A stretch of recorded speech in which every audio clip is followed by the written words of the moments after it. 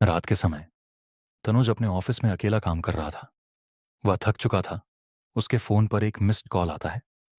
वह हैरान था क्योंकि कॉल अज्ञात नंबर से आई थी।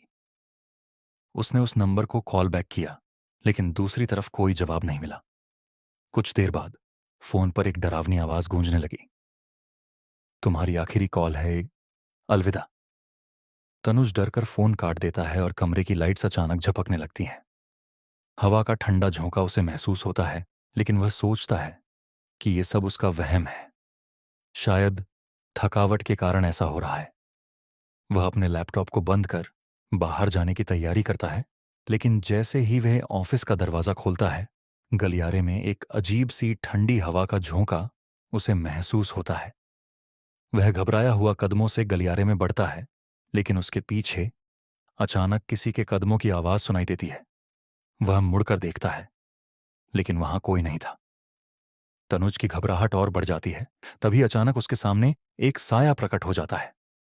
साये का चेहरा अस्पष्ट था, लेकिन उसकी मौजूदगी भारी और डरावनी थी। साया धीरे धीरे तनुज की ओर बढ़ता है और अपनी गूंजती आवाज में कहता है, तुम्हारे कारण मेरी मौत हुई थी, अब मैं तुम्हारी जिंदगी खत्म करूंगा। तनुज की आंखों में डर साफ दिखाई देता है, क्योंकि वह समझ चुका था कि यह साया कोई और नहीं, बल्कि उसकी आत्मा थी, जिसकी मौत तनुज की कार से टकराकर हो गई थी। वह व्यक्ति मरने से पहले तनुज से मदद की उम्मीद कर रहा था, लेकिन तनुज ने उसे छोड़ दिया और भाग निकला था।